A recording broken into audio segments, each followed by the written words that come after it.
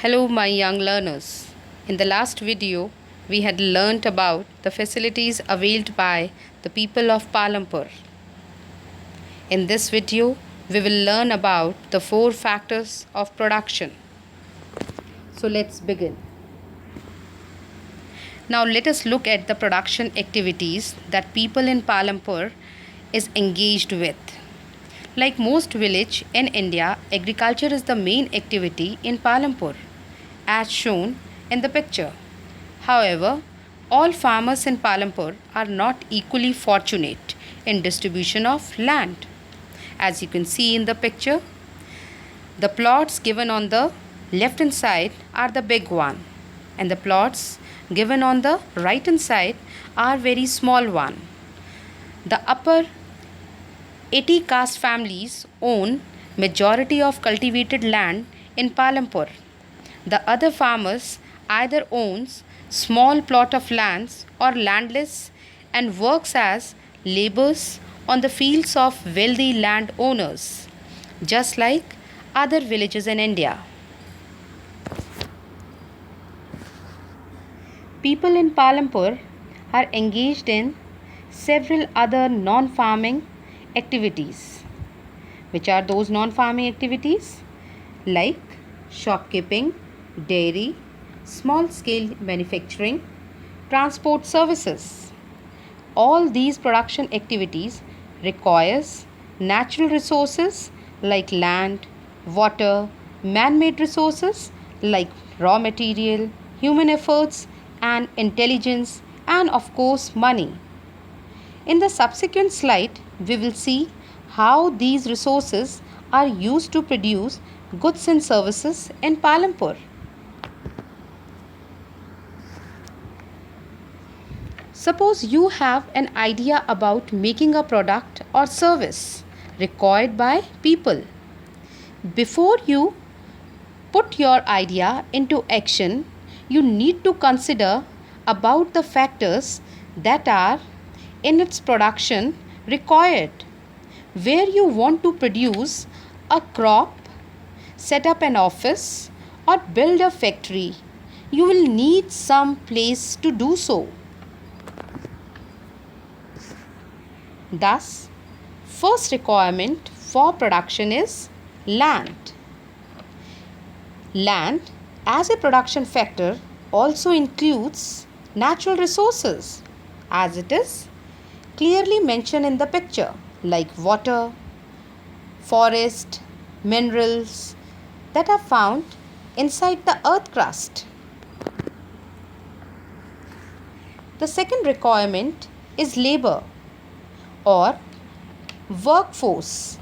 As it is clear from the picture, some tasks require hard labor, whereas others require high education and technical skills.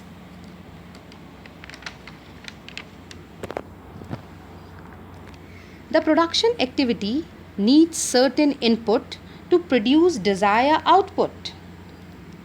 So the third requirement is the input required in various stages of production.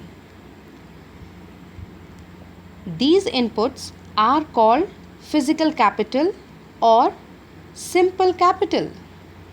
The most important factor is the entrepreneur, the businessman, who is going to risk his capital to start a production activity.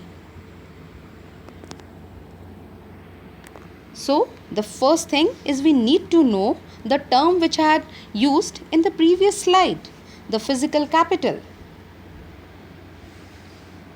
The physical capital is the third requirement and which is required at the every stage during the production.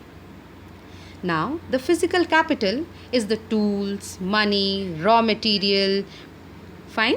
Now, the physical capital is bifurcated into fixed capital and the working capital. So, we will see in this slide the difference between the working capital and the fixed capital. Now, the tools, the machines, buildings that can be used in the production for many years when once invested upon them, they are called the fixed capital. A fixed capital does not get used up in production, whereas the working capital, that is the raw material and the money in hand, are called the working capital and they are used up in production. So, for to make you understand about it, we'll take an example of a potter.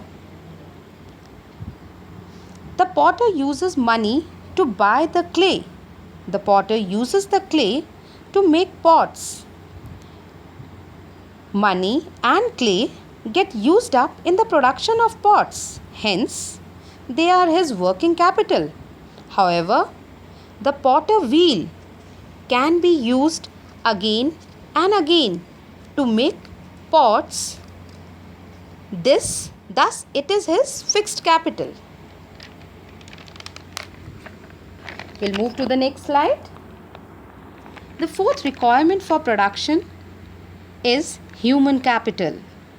It is the knowledge and the human efforts that is put into arrange for the other factors like land, labor, physical capital to start the production of goods and services. Hence, through a flow chart, we can understand it that land, labor, physical capital, human capital are the four requirements or factors for a production activity. I hope this part of the chapter is clear to you. Thank you and have a wonderful day ahead.